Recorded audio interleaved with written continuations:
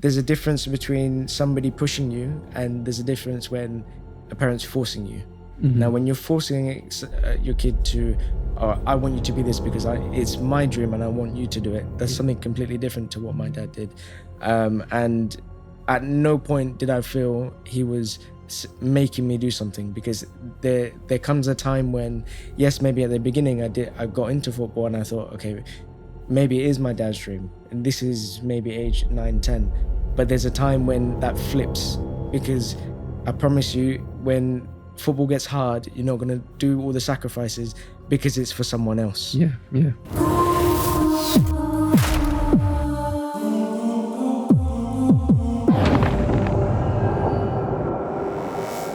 Cool. Assalamu alaikum wa rahmatullah. Today we have a young footballer, mashallah. So take us back a bit. And his dad. Don't forget his dad. Well, no, his dad is part of the team, innit? So we'll get to that. And take us back a bit, Zidan, to maybe your earliest memories of football, because obviously now you're how old? I'm now 23. So born and raised in London. I'm a Catford boy. Lucian Mosque is my local mosque. I'm sure Imam Shakir will tell you stories when I was a little kid. He's known me since I was about that high. Oh. So yeah, born and raised in London, in Lewisham. And so my earliest memory of football, when I was younger, I actually didn't like football, believe it or not. So when I was 5, 6, my dad would take me to the local pits in Catford, and kick a ball around, and I used to come home crying. I didn't like it. I didn't enjoy it. And then I think I stopped for a little while, and then when I was 6 or 7, my dad was still playing semi-professional. And kicking the ball around, and I ended up going to a few of the games and kicking the ball around on the side, and I think something just clicked.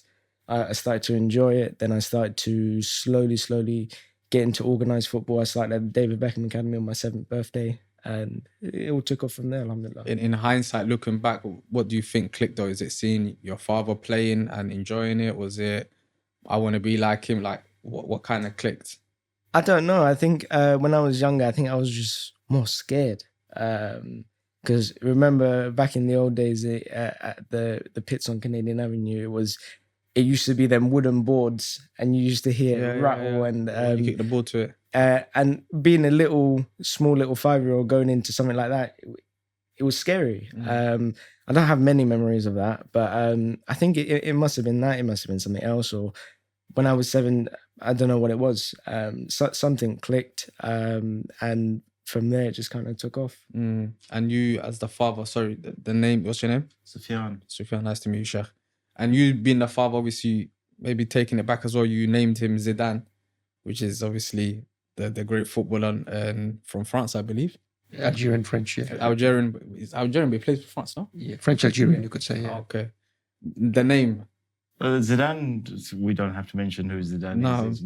To me, he's still the best player in the world and has been and ever has been, and Ronaldo will follow, and many would argue with that. It's similar to the Ronaldo and the Messi kind of conversation. Yeah. And you got the real Ronaldo, the fat Ronaldo from Brazil. So we won't go to that argument. But Sheepa is my lovely wife, Zidan's mother. See, I didn't have the support that when I was growing up to be a footballer. I played a lot of football, and I played a lot of football in South East London, and I think I was the first Asian to get into Charlton Academy. It didn't last very long. I was there for 3 months, a lot of racism, but I didn't like training. The difference with Zidan is like you pick him up at 3 o'clock in the morning and go, oh, we're going to train, and he'll be ready for it. I just wanted to play, and I think that was one of my downfalls. But also the other thing was the support structure wasn't there. Anyway, moving on. Zidan wasn't even born. Sarah wasn't born. Sarah was the eldest in our family, and then we got little Zara.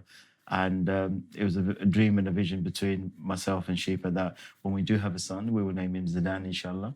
And he will be a footballer. A lot of pressure. No pressure at all from his front. You have no choice. And it was from there. And when he was born, Zidan didn't even know, he didn't actually know this, and he found out on his 18th birthday. So I was a very big fan. I'm a Liverpool fan. I was a big fan of Michael Owen, and Michael Owen took by storm in 98. And I remember I sat there in 98 in December, and I bought a book about Michael Owen. And I wrote a letter to Zidan in that book in 98 to my son Zidan, yet to be born, inshallah. Mashallah. And then I wrote him a letter, and I kept that book and I gave it to him on his 18th birthday, and he still got that. And that was just a dream.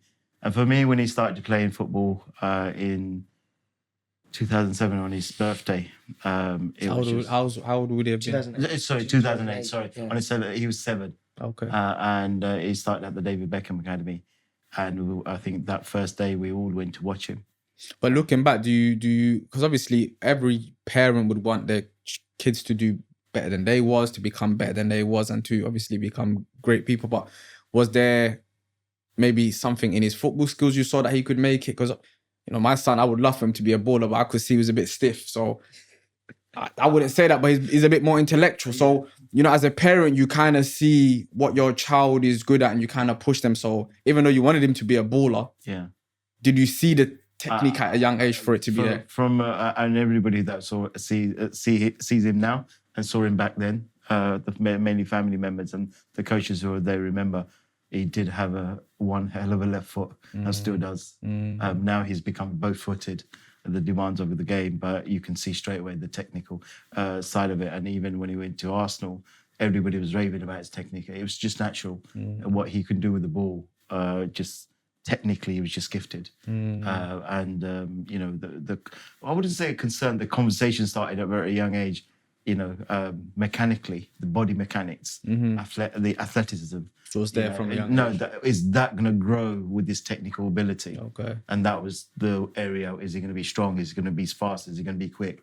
His body mechanics, is he going to be efficient? And those kind of things, that the demands, the stamina, the conditioning, is that going to hold up for the demands of the game? And that's, I think, materialized when we start talking to Arsenal and his coach at Arsenal, who was his mentor and still is. And we decided, let's take him to America just to see and test his body mechanics at the age of 11. Okay. So probably pause there. So when you was, at what age is this now, the Arsenal situation? That was what, 10? So from 10. 7, you was with Beckham Academy. Yep. Then somehow you got into Arsenal. Where's the leap? So in between, let me just answer that. I mean, even though Zidan was at David Beckham Academy, he played for Dalish Hamlet. He also was at the Pro Touch Academy, and then he left Pro Touch Academy, and the last year he went to a very elite academy in Maidstone. What was it? I can't remember the name. I will come back to that. It's, I think, Elite something Academy in Maidstone. And in between that, it was from when he left the Pro Touch, he went to Arsenal Academy. Is it something you get scouted for? Or is it just something that... It was something he got scouted for. Okay. And then I was asked to join up, and that's how he went. And when he was there, we was told about the development center in America. Okay. And it wasn't something that we was permanently meant to go. It was something, just go and try out, just take it out. And as we go, we will monitor and develop, and as he grow. But remember, he was still 11 at the time. And me being me, I took him out straight away, because I just want him to thrive the opportunity, and let's see what it's about. Never not knowing as a parent, the opportunity would open up for a scholarship. And I think third day of training, Brian McCall, again, one of another coaches and one of his still big fans and mentor. Sorry, Zidan's got a couple of mentors around the world, that because he's been at their various academies. And then, they sat us down and said, look, we've never ever done this. This is at the Michael Johnson Performance Centre. We don't offer scholarships until people are semi-professional or going to the pro or going into university. And that's anything after 16, 17, minimum 16. And he's 11, and you know what? We'd like to offer him a scholarship. And that was a sporting and academic scholarship. And we just, like, as parents, thinking, wow. Shock. How does this happen? Because, how does it develop? How does it unfold? You're never going to send an 11-year-old to America by himself. And it was about now sacrifices away from the family, away from family, business. Business and everything else. And, the siblings, how does it all work? And we didn't actually know, but we never told him at the beginning. We were trying to figure it out ourselves between Sheep and I. We didn't even tell the family. And if it was something that what could be sustained? Yeah, well, the thing is, we even forget the sustaining and maintaining it. The concern was, how are we going to even do it to even trigger it off? How does it all work? So we went back. That was in December 2012. 2011. No, 2012, 2013. We went, 2012, yeah. Then in April again, we went back for a month and to see out the education system, to check out. And then that's when we were putting the jigsaw puzzles together and saying, hold on, Zidan will go, Zara will go. Zara's the youngest, and she was at the time 4, just turned 4. And Sarah will stay. Sarah was started her GCSEs or year before GCSEs. And we'll try to split the family up a bit. Yeah. And then when we went there, we were deciding. And then when we were deciding, we were talking with the kids and, you know, talking to them, see how they will feel. And Sarah wanted to stay, which was my eldest. And this would have to come back and now talk to my parents and extended family. Because now we're taking the grandchildren away. Now we're taking the nephews away or the nieces away and things like that. And how does it work? And the turmoil. And ironically, nobody was for it. They were, you know, football is not a where America, the first sport is either basketball or American soccer or American football, sorry, or baseball. Those are the main 3 sports, or ice hockey. Football was 6 or at the time. And everybody said no. And I saw... When you say everybody, you're talking about your family? Family, business partners. The opportunity is great, don't get me wrong, but the sacrifices were too great. And there's more things that possibly could go wrong than go good. It's a big risk. Big risk. And at such a young age. I think and to be fair to them, I understood it. I understood the concern. If Zidan was now 16, where you're now throwing a Muslim woman, and I'll tell you, we got so many stories, but, you know, Sheepa would go by herself and then looking after 2 kids in an unknown area. So one of those stories I remember when we did make that transition, when we went to America, we left them in September 2013, and I went back in October. And I remember I was so excited. Sarah was here, and to see Zidan and Zara again after 4 weeks, and Sheepa, and I was so excited. So I went home, picked up Zara, and I think it was a Saturday, I can't remember. And I took her to Walmart and to do some shopping. And everywhere I went, everybody was looking at me. They were just gazing at me. And Zara, being Zara, she was holding my hands and showing me the aisles and everything else. And eventually when I went to pay, I paid by cash. And the lady was counting the cash like this and just looking at me. And I found it weird. So I went home and I said to Sheepa, what's this about? I know I'm good looking, but, you know, you can't be good looking. What's the matter with you? And she goes, you didn't get it, do you? And I said, I didn't get it at all. What's wrong? They've never seen a brown person in Geneva, Ohio. Really? Yeah. And that's crazy. The other side of it, we would say, and, you know, which we knew, but we didn't understand how difficult it would be. The nearest mosque was 60 miles away. The nearest halal shop was next to that mosque. Nearest halal shop, restaurant, was next to that mosque. 60 miles. That's 60. Like from here to Birmingham, no? No. It's about just past Milton Keynes. Milton Keynes, yeah. More the other way, but Brighton. Yeah. The other way. That's a trip. Okay. But the thing was, so we worked it out how it worked because luckily it was about 5 miles from the airport. So what Sheepa and Zidan used to do, so when they used to collect me from the airport, that was a shopping trip to do the groceries and stock up. And you know, those kind of things is what we had to try to work out. I think one thing is important. I think when you alluded to in terms of some kids have it, you could say also there's a lot of things which are taught. And there's a hadith or some, knowledge is with ta'allum, meaning seeking it. Hilm is a character. And he said you attain hilm, which means like gentleness and clemency, but you learn it. So I think, look, with Zidan, in terms of the dad having that impact and pushing, for him to reach that level.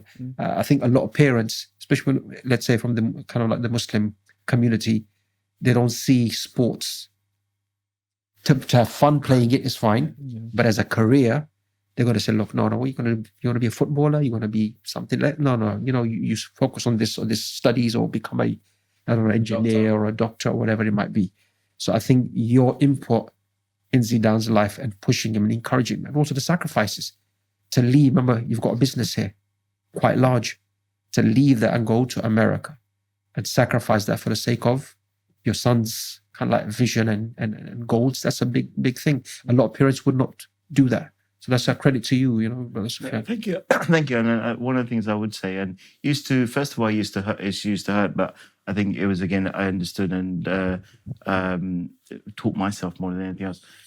People used to say to me, especially close families, they used to say, oh, because you couldn't achieve your dream as a footballer, because you couldn't do it or you couldn't succeed, you're pushing your child to go and be in football when the money is going to earn and everything else. And first of all, I think first couple of years, it used to get to me. And then I realized, talking to a lot of people and understanding, it's no different having your child to be a doctor. It's no different your child being an accountant or a lawyer. What you would do is guide them, support them, put them in the right education path, and you support them and let them go. And it's the same thing with Zidan. There's a difference between somebody pushing you, and there's a difference when a parent's forcing you.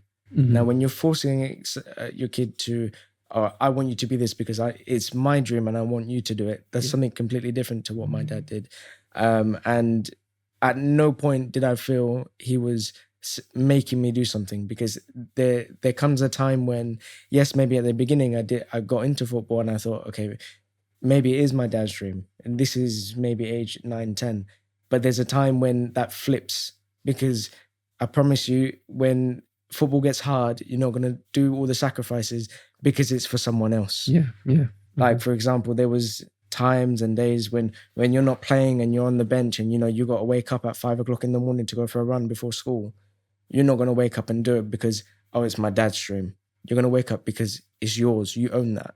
And at no point did I ever feel, my dad's making me do this. I never went to America because, my dad's forcing me or my family is forcing me or something like that. And it's always been like that. There's always been clear-cut communication between me and dad. And it's never been like, oh, you know what, I'm going to make you do something. And if you don't do it, I'm going to be upset with you. It was never like that. And it's never been like that, to be honest.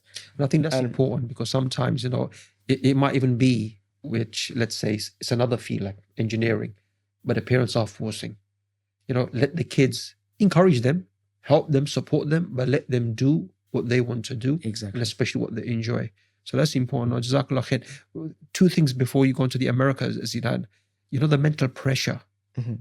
Look at that, sometimes 3 a.m. wake you up, okay, training, jogging, alhamdulillah, you're ready for it. So there must be, even in America, you're young, 12, 13, even from here, the training, then the playing. How did you cope with the mental pressure, number 1? And number 2, quite important, because there's a professional footballer, a Muslim, he hates it. He hates it from the Islamic side. He said, listen, this is for my deen. It's just not good. I'm talking about like an elite player, like in a kind of like a quite one of the high teams, Premiership. So those 2 things, the mental pressure and the deen side. Did your deen was an impact on your deen, on Islam, on your iman, playing in, from here and then in America and so on? The mental pressure, you know what, it was tough. But what I discovered very early on is, it's almost like I was 12, but I became the man of the house, because I had to almost look out for my mum and look out for my younger sister. My dad wasn't there 24/7. Yes, he came to visit, don't get me wrong, but he wasn't there 24/7. So in that 1 year when I was 12 going on to 13, it might have only been 1 year, but I might have aged 4 or 5 years. Because that taught me so much. And you know how we are as a family. Back then, everybody used to live in the same house, and I had my uncles in the same house and my dad. And even if they didn't live in the same house, they were 2 minutes down the road. You know how close-knit we are. You wouldn't carry a firearm in America, were you? That gave you extra 4 or 5 years, Yeah. So we're very close-knit. And while that is a blessing, you can almost sometimes get comfortable. And what do I mean by that? I mean, when my dad left and we were by ourselves, it's almost like I felt a sense of responsibility. So I would go around checking the doors at night. I would go around checking the windows, make sure everything's locked, make sure everything's safe. And you might think that's small, but these little things, they added up. And I felt pressure from that. not pressure, but a sense of responsibility. And when you talk about mental pressure, it's a lot, because the extended family, they see, okay, you've moved out to America. Where's the results? Everybody wants results. Okay, you've been there for a year. What have you done in a year? And the first year I was there, the first 2 months, I was actually in a boot because I had a stress fracture. And it felt like, okay, well, you've moved to America and you're injured now. And you know what? Football comes with a lot of mental pressure. Moving to America, it was really hard being separated by the family, but you know what? It taught me a lot of lessons, and lessons now that I take, because I live by myself now, and being in a separate country by yourself and being away from the family again, it's almost like that taught me almost what I was going to need now. That preparation. Because if I didn't have those years in America, if I was in England and I grew up in England with the whole family, and then all of a sudden I moved out to Spain, I promise you I would be lost, because those years away from home taught me so much at a young age that I now use in my day-to-day life. Like Allah planned your journey. Exactly. Very kind of like systematically. Absolutely. What about the deen side though? Do you think that impacted? Deen-wise, alhamdulillah, one of the best mosques I've ever seen in Dallas, in the whole world, in fact, apart from obviously Saudi Arabia. It was different. The climate was a big one, because in Ohio it would snow 6 months out of the year, and in December you'd be lucky to go outside and not be like knee deep in snow. And you go to Texas where it was baking hot, 40 degrees, and it was a completely different. Even though it was the same country, it felt completely different. And lifestyle wise, it was really different to Ohio. But deen wise, we'll go back to that. It was a lot easier, because we had almost got accustomed to, okay, Dad's coming, we'll go to the halal shop, which was 60 miles away because it was near the airport. Now all of a sudden it's not as bad. The halal shop was maybe 15 miles away, which in America 15 miles is typically 15 minutes because everything's highway. So it was a lot easier on us, and I think by the time we were there for 2 or 3 years, I started driving, and it made our lives a lot easier. What age did you start driving in America? You can drive 15. 15. So you get your permit. And Here, 16 or 18. 17. So at 15, you can get your permit, and you have to drive with someone in the front seat who's had their license. You can carry a. Yeah, I carry Imam's a gun. Imam's favorite weapon. He's on it. So funny enough, the car we used to drive, it used to have a secret compartment for guns, because I know you love your guns. So it was Going down now. No, it's funny because it was you got where the navigation, where the screen is, and it comes up. and it comes up. I didn't know that. So one day I was fiddling around with it, and I pressed the button, and it went zzz.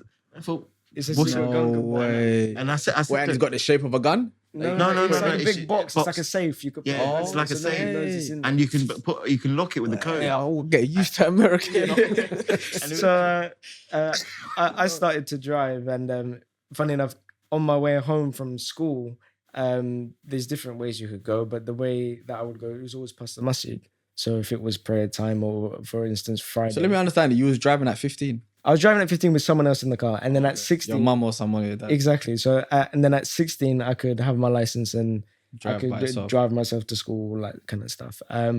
But deen-wise in Dallas, it was much easier because there was much more of a Muslim presence, and it wasn't like Ohio where you sort of felt out of place. There was a lot more different cultures, and it was very mixed. Opposed to Ohio. Is that the Epic Masjid at was it It's Epic Masjid in That's in Dallas, yeah? Dallas, yeah. Oh, okay. That's the one we go to. that was your local masjid? Yeah, Yeah, that was masjid. that was a Okay. local masjid. But where we are in Dallas, if you look at 10-mile radius, which is, let's say, 15 minutes maximum, you will find pretty much about 10 to 12 mosques that is equivalent size, near enough to Regent Pass Mosque. So there's a big Muslim community. And even Epic Mosque, the way that I've learned so much from it.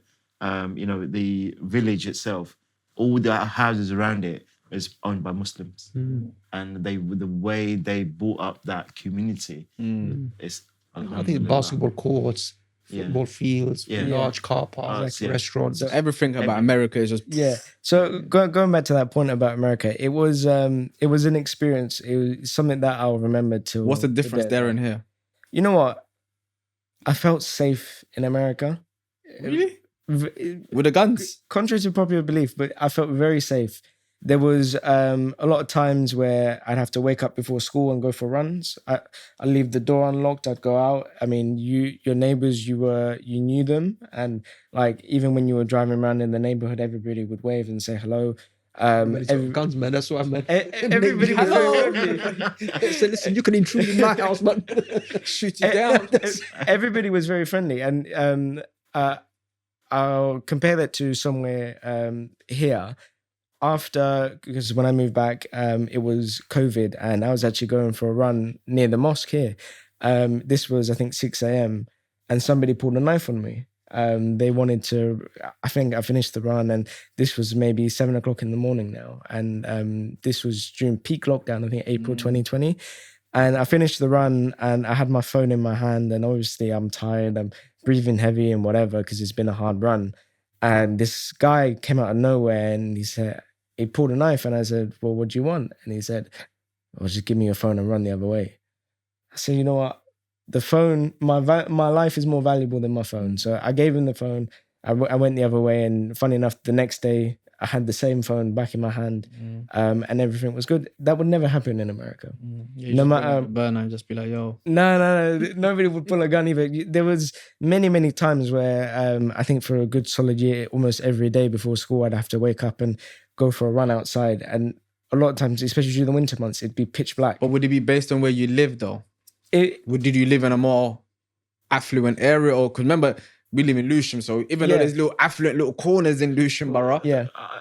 Well, you know, America in itself, because I had to travel around, obviously, because different games, different places I had to go to, and if I felt safe, at no point did I ever think, oh, someone's going to pull a gun on me. It was different traveling through the airport, because when you went through the airport, you felt like, and especially because, not in a bad way, I have Muhammad on my passport because that's my first name. Every time an American would see that, they'd probably just think, oh. And then sometimes they let you go, sometimes they stop you. I have an example when we were traveling to, I think, North Carolina, and we're traveling as a team. So everybody's wearing their uniform, everyone's got a small trolley with them, everyone's got their football bag on them. And they told us the weather is going to be a bit iffy in North Carolina. They said it might rain, so bring your metal studs. And everybody's gone, put their stuff through security, and this is after we checked in. And out of everybody, they stopped me. And they said, okay, so they stopped me, they're taking stuff out my bag, and they said, what's this? I said, that's my football boots. It's got metal studs. They said, oh, you could use this as a weapon. And to be fair to my coach, he stepped in, he said, well, if you're going to stop him, there's 22 other boys that had the exact same pairs of boots, that have the exact same metal blades that you're talking about. So you do feel it sometimes here and there, but I felt safe in America. I wouldn't go somewhere and feel like, oh, I got to lock the doors as soon as I get in, or something like that. It didn't matter where you went in America, you felt safe. Nice, I think to answer your question as well, I mean, well, yes, every country has its downfall. Yes, and I get that. But the thing is, in where we've traveled with Zidan, a lot of places, and my first two encounters, I reckon, he went and played in the Dallas Cup for the first time, and then when he told me and said, "Dad, I'm in the squad for the Dallas Cup," and Dallas Cup is one of the big youth tournaments that all the youths play, and a lot of professionals have come out of that Dallas Cup, and so I went back again to watch him in the Dallas Cup, and said, Dad, you know what, tomorrow I'm going to get up at 3 o'clock in the morning because I need to do a 3-mile run. So 3 o'clock in the morning. And I'm laughing in my head. I think, because I've never seen it happen. 3 o'clock, and he's got school he has to leave at 6:30 anyway. And because for the pre-warm-up or pre-training before the Dallas Cup, all the boys have to hit a certain figure in terms of conditioning and everything else. They get tested. And that time is gone back to the coaches. And he will get up and he'll get ready and he'll go. I was never going to run with him at 3 o'clock. You must He was never gonna run Just with let you me know when anyway. you get back, son. No. But I did something else. I got on a bike. No. Yeah. So I followed, and do you know what, mashallah, not at a single point felt intimidated. I was more worried about any animal jumping out Then people. than people. Zidan, I'm keen on knowing, I'm interested in, I mean, La Liga is like the UK Premiership. Yeah. Yeah. How did that happen? Yeah. So America was 2012 to 2018. I lived there. 19. 2019. Sorry. I lived there between the ages of 12 6 years, basically. Yeah, 12 to 18. I moved back to England at the age of 18, and I went trials for Bromley Football Club. Now, it didn't go the way I wanted it to go at Bromley because I joined, and unfortunately, I think this was a week into the season. One of the boys, it was in training. He literally like 2-footed me from behind, and I tore my meniscus. And it was a really, really bad tear because some players can come back within 6 weeks from a meniscus tear. It depends on the surgery. Now, the tear that I had was, they call it a bucket handle tear. It's the worst tear you can have in your meniscus. It's where your meniscus is in your knee, it's the cartilage in your knee. And the way he had tackled me, my leg had been stuck in between his legs and got stuck in the ground. And my knee came out the socket and it came back in. As it came back in, it's torn that cartilage and it's caught it in the middle of my knee. So anytime I would move my knee or move it around, I couldn't bend it, I couldn't move it, I couldn't straighten it, I couldn't do anything. And anytime I would move it, it would tear it that little bit more. And this was 6 weeks after I moved back from America. So it was heartbreaking, and I'd been through injuries, don't get me wrong, but I'd never been through a big injury like that. And they said, well, we think maybe 6 months if you're lucky because of the nature of the tear. And I ended up going back to America and having the operation and everything done. And alhamdulillah, I came back within 4 months. That was a very big rehab, and it taught me a lot of lessons. But I've never had any issues with it. I've never thought it's never given me any issues. And I came back literally the first week of March 2020. And what happened in the second week of March or third week of March? Lockdown. So I never actually played a game after that injury. I was actually supposed to be in the squad for the Saturday game. And Friday is when Boris Johnson made the announcement that everything was going to go into lockdown. So that was that year. And the year afterwards, or the season afterwards, I decided not to stay at Bromley, and they didn't renew any youngsters' contracts. And I moved on. I didn't have a club at the beginning of that season. And I was just training by myself, training with the strength and conditioning coach that I had. And unfortunately, we had plans for me to go into some trials in December. And I caught COVID. My dad caught COVID. And I think my aunt caught COVID as well. And it was just, my dad had it really bad. Whether it was actually from COVID or it was from something else, I can't tell you definite. But it wasn't, it kept us within the house for about 2 months. And after that, the tier system came in England. And us being in Southeast, we were in, I think, tier 4, and we couldn't go out and we couldn't interact, and I couldn't go to the gym and train. And I actually reached out to my coaches in America because I wanted to go back to America just to train and get fit. And they said, you couldn't travel from England to the US at that time. So they said, you have to go to another country where it's not on the red list, and you have to stay there for 2 weeks or whatever it was. And that's when the option of Dubai came up. And they said, well, if you can go to Dubai for 2 weeks, you can train there because we've got a great contact there. And then you can come to America. So I went to Dubai to train with a guy called Chris Bowman. Very, very lovely guy, great coach. And as I was training there, he put something up on his social media, and he had a lot of agents and different people that followed him. And one of the agents recognized me and said, well, let me come watch him train. And he came, he watched me train, he liked what he saw. He ended up getting me a trial at the richest club in Dubai, Al Nassr, which isn't the club that Ronaldo's at. They're two different clubs. Saudi, yeah. So I trained there, and they liked what they saw. And there was another agent that came in called Morris. He was Tim Cahill's agent at the time, and he said, "Look, I think you're too good to be playing in the Middle East. You're good enough to play in Europe." And he's the one that got me a trial with Rayo Vallecano. And the way it worked in a really funny way, because you couldn't travel at that point. They changed the rules. You couldn't travel from Dubai to England. So even if we wanted to come back, we couldn't come back. Okay. You had to. That's when you had to quarantine in a hotel, because Dubai was then on the red list. But when we left, it wasn't, because we were in Dubai for about 4 months. So we said, look, we have to go somewhere different anyway. And he got me a trial at Rayo Vallecano. So I went to Spain for 6 weeks, and I had the trial, and alhamdulillah, the trial went really well, and I've been there since. MashaAllah, MashaAllah. Again, I'll share a story, and Zidan will say this because Zidan and I, and when we talk about a duo here, I don't want to forget about Sarah. I don't want to forget that's his elder sister. I don't want to forget about Sarah, and I don't want to forget about Shipe's mum, because they're in contact every day. What's happening? What's happening?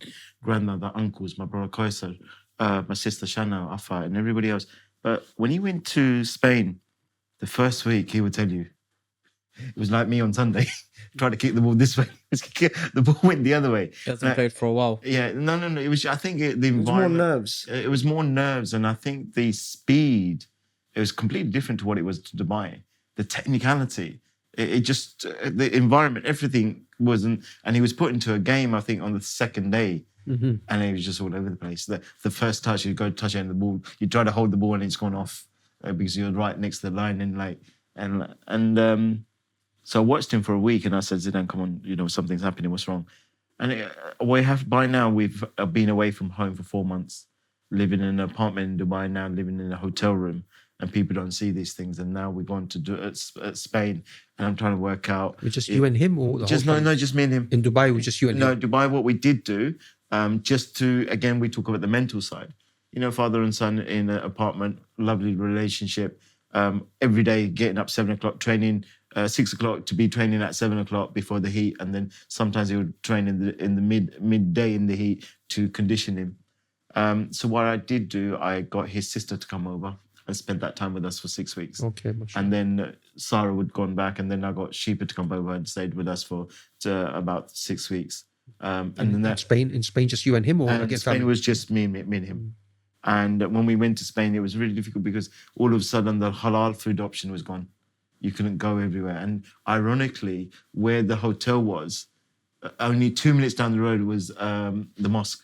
It was exactly like Lucia Mosque. The community, the people, and Zidan and I got to know the people. And sometimes because I'd be still working on my laptop, having Zoom meetings and everything. So Zidan would go to the mosque, a restaurant in the mosque, and the guys were just like, take some food for your dad. And he said, no. And they'll bag it up and give it to him. Mashallah. And mashallah. And it was amazing. And I think there was a day, and I was thinking, like, Zidan, what do you want to do? Because I can see it's getting to him.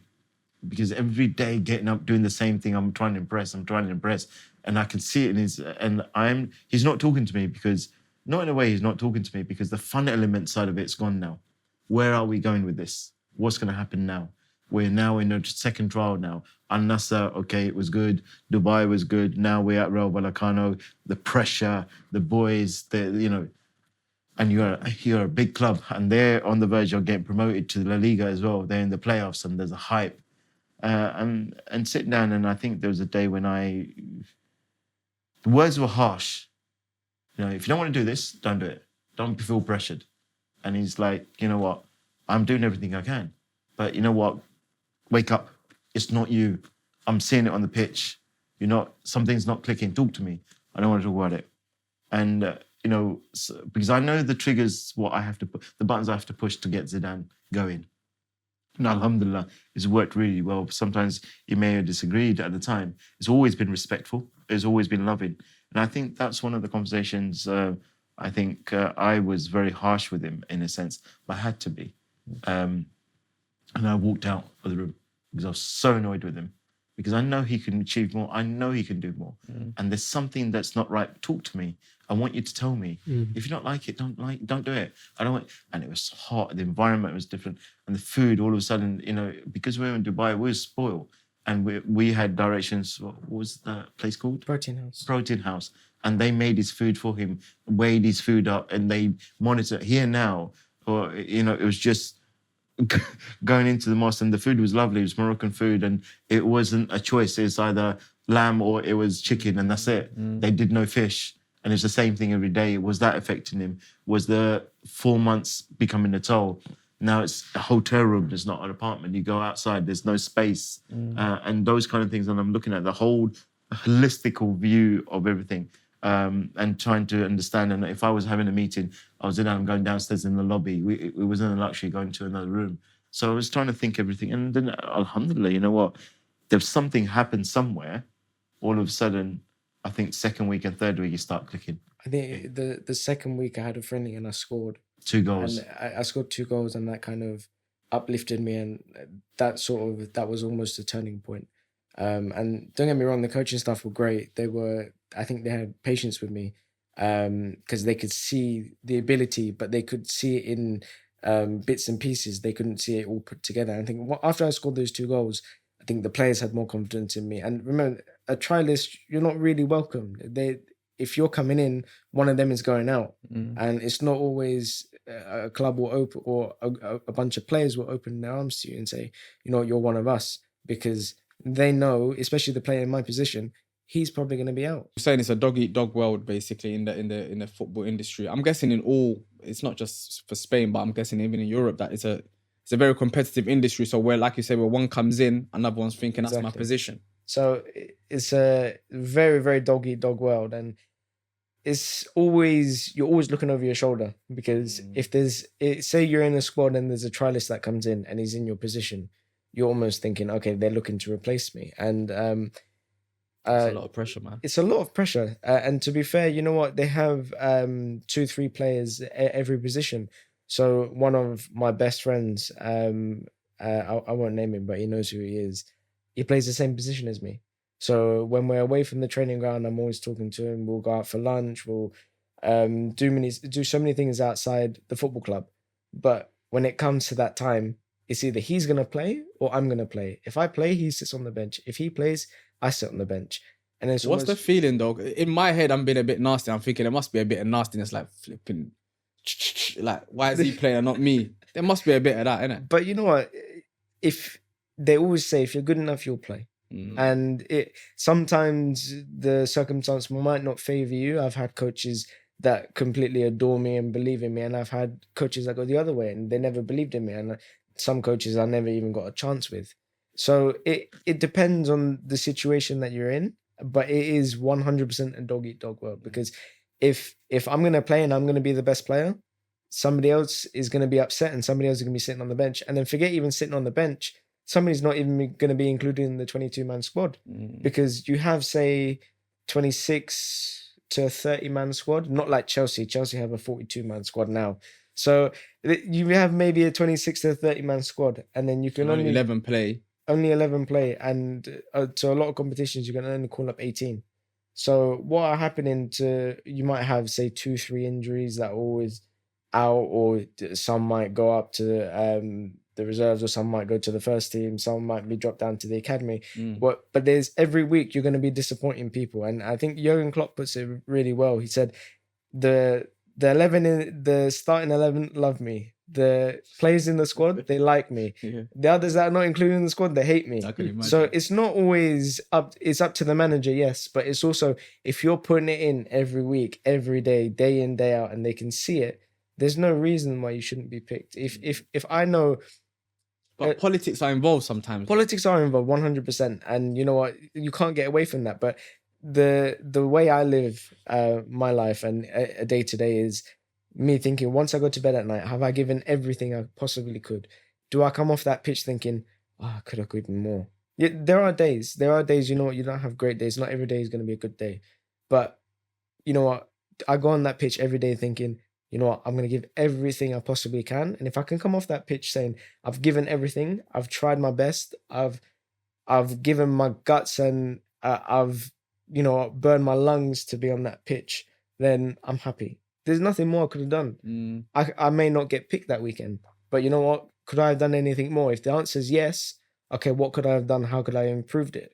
If the answer is no, then sometimes that's just the way the penny falls. Is there not like a, oh, we haven't played him for 2 weeks, so we got to play him the third week, or none of that? It's you have to just wait. It could be 4 weeks and you ain't played, and you have to just act like you're cool. I'll give you an example. And I remember when Zidan was on trials, now we're on the 5th week. He got 1 more week before the season finishes, and the main team are going for their playoffs.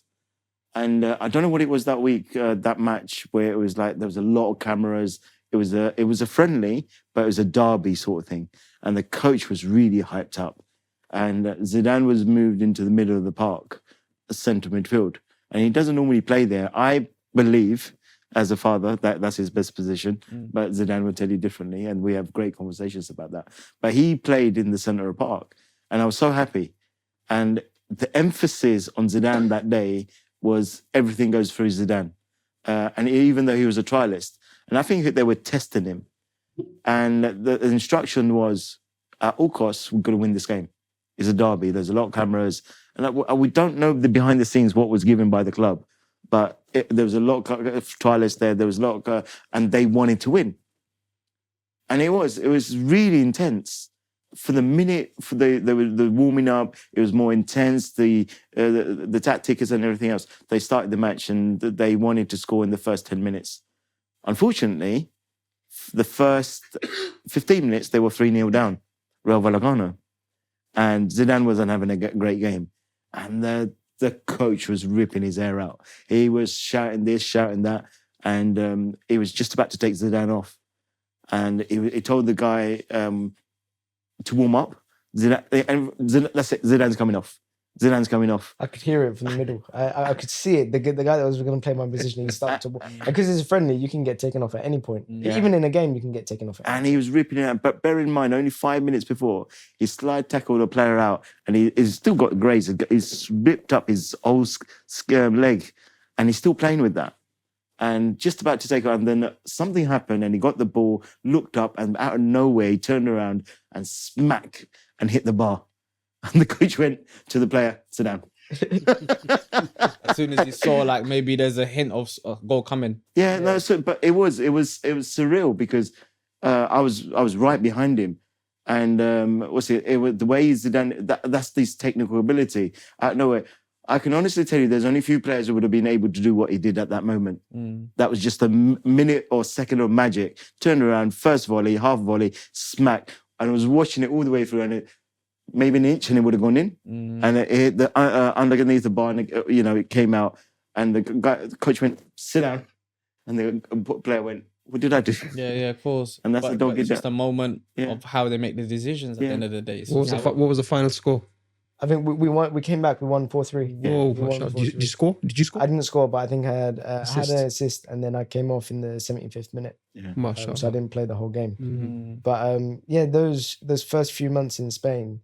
So I had the trial, and then I came back. And funny enough, the day that I moved, I came in and saw Imam Shakil. Do you remember it? Yeah. And Imam gifted me with this beautiful English or Arabic Quran that was translated in both English and Spanish. I thought you were going to say Imam gifted me with an English flag or something. No. Well, I flags in Spanish. Now the way we know Imam Shakil must have been the Quran, and underneath there's a gun. Delete that, brothers. Brothers, delete that. Yeah. So that Quran, I mean, it's a beautiful Quran. Thank you for that, Imam Shakil, and I still have it to this day. Is placed in a very nice place in my apartment, and every time especially those first few months when I was missing home, I always used to pull it out and read it. And it actually helped me with my Spanish because I was more or less fluent because I took it when I was at school in America for 4 years. And so you then speak Spanish as well? Yeah, alhamdulillah. So I can speak English, Bengali, that's my mother tongue. And Muslim Spanish wife now? No.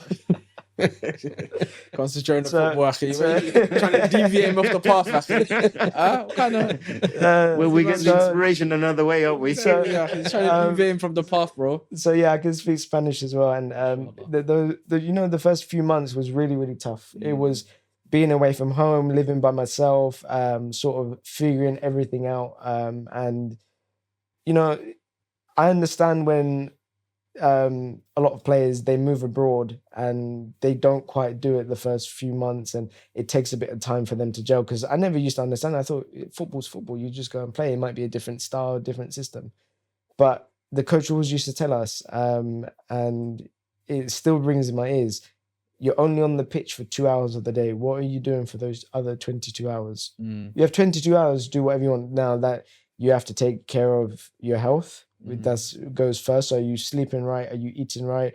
Are you doing the extra things that you need to? Are you resting the proper way? And then you've also got your mental side. And I think the mental side, the first few months, it was not that I hadn't lived away from home, because like we mentioned before, I lived in America, but this was the first time I was living properly by myself in a foreign country.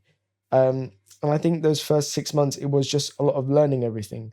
You know, Spanish culture is completely different. Like, for example, when I first moved, I moved into my apartment and we had to get a wire fitted for our internet or something. And me and my dad went at 3 o'clock or 4 o'clock in the afternoon, and everything was shut, because the Spanish have a siesta. Siesta. And those little cultural things, or those little Muslims, they got it from the Muslims. Really? So Stole it from the Muslims. so those little things nobody sees.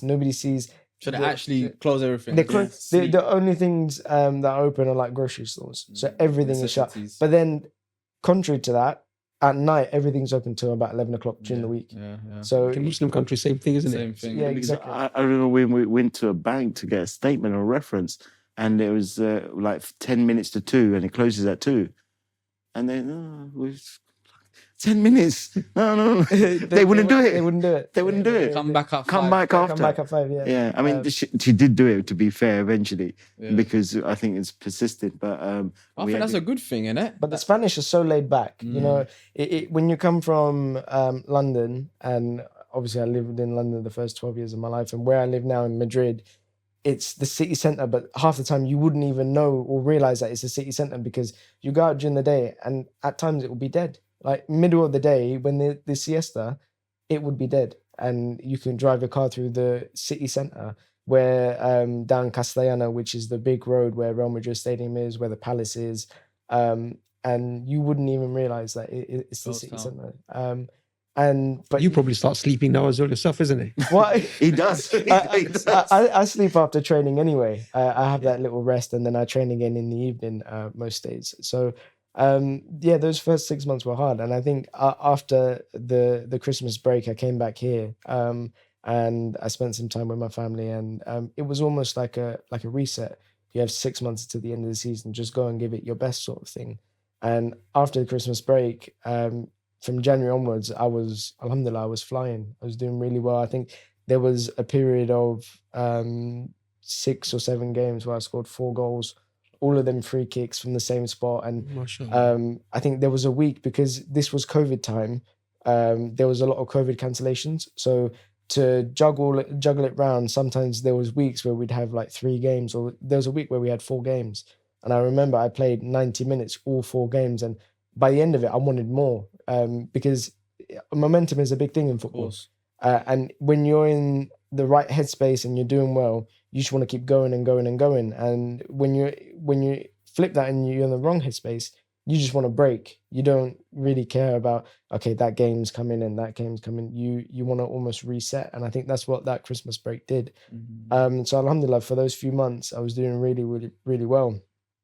And I had a lot of belief from the other players. I had a lot of belief from the coaching staff. And you settled in. So I settled in by then, and alhamdulillah, I had the backing of everyone. And it was almost like my name would be the first name on the team sheet, no matter what.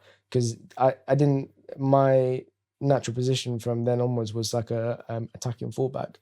I compare it to like how Robertson is for Liverpool, or how Trent Alexander-Arnold is. So you're playing as a fullback, but sometimes you come in the middle, sometimes you'll be more attacking. But the manager didn't just put me in one position; he put me in about 4 or 5 different positions. So he had that belief in me that, okay, we're playing, but he didn't want to take me off. Because the other thing, I'm not trying to blow my own trumpet, but I can run a lot. So he played me in different positions. There was a game where we went down to 10 men, and then one of the boys pulled his hamstring. So we went down to 9 men, and he put me up front, and he said, look, I just want you to chase, because we were winning 1-0. So alhamdulillah, I was doing really well. And Dad was at every single one of the weekend games. So he would come on the Friday night, and if it was a Saturday game, watch the game on the Saturday. And flying from UK. Yeah, I was there every week. Every weekend. And it was almost like, I think Gary Neville spoke about it in a podcast, where he wouldn't settle until he saw his dad. And Dad always had this specific spot when we were playing at home in the stadium. He'd always have this specific seat where he would sit. And obviously I'd come on, wave at him, and get to playing. And funny enough, it was the week where my grandfather had passed away, that Dad wasn't at the game, obviously because of funerals and everything like that. And the game was going well. I think we were losing at the beginning. We were losing 2-0, and just before halftime we came back 2-2. We're going at halftime, and everybody's thinking, yeah, we got momentum, we can go win the game. And just before halftime, I had an assist with the striker, so I had the ball on the halfway line. I knocked it down the line, past the back line to the striker, and he dribbled and he scored. And the exact same moment, just after halftime, presented itself. And I've got the ball, I looked up, I'm dribbling, and just as I'm about to play it, I fall to the ground and I hear a big snap. And in my mind, I'm thinking, there's someone behind me that's kicked me. And I'm rolling on the floor, and subconsciously, as I'm rolling on the floor, I'm kind of looking at that area where Dad used to sit, and he wasn't there, and it felt a bit uncomfortable. And this is now, it's 2-2, we're going for the game, we have momentum. Some of the boys are like, oh, come on, get up. And this is right in front of our bench. Behind the bench is the away fans, and they're giving it like, because at the time I didn't know, but nobody had actually touched me. So it looked like I was kind of wasting time or something like that. And I was rolling on the floor, and as I've gone to get up, I've gone to take a step, and I just fell back down to the ground. Because at that time I didn't know, but I'd ruptured my Achilles. And the Achilles is the biggest tendon in your body, and it's what connects pretty much the back of your knee to your ankle. And if there's nothing connected and you go and take a step, there's nothing to hold you back, so you just fall back down. Yeah, you just completely snapped it off. So when that happened, it's a muscle. It's a tendon. It's a tendon. It's a tendon behind your ankle. It took it off the bone completely. It was snapped into two, and obviously I didn't know it at the time. I tried to walk, and obviously I've fallen back down, and then that's when they got the stretcher out, and I've gone back to the changing room, and I've picked up the phone and I've called Dad. The first thing I did, and first thing I said to Dad was, "Oh, you know what? I've been kicked. I fell down. I've been stretchered off." And the next week we were second in the league, and we were actually playing the team that was top. I said, "Yeah, but I'll be ready for that game. That's the biggest game of the season. I'll be ready for that." You still didn't know, obviously. I didn't know. And the night before was the night that this is 2022. So this was when Liverpool played Real Madrid in the final, and Real Madrid won. And the parade literally goes outside my apartment. So to try and go to a hospital in the city centre because of the parade was chaotic. So what the club decided, this was the day of the injury was a Sunday, and they said, look, go back home and come back in the morning, and in the morning we'll take you to get your scan. So that night, okay, was you not in pain? I was in. You know what? Is it not one of those areas that you feel when you snap it, you snap everything. So you snap the nerves, so you don't really feel anything. So I knew I couldn't move my ankle up and down. So I knew something was wrong, but I thought I'd just been kicked. I didn't think too much of it because at this point nobody's told me that I've fallen down by myself.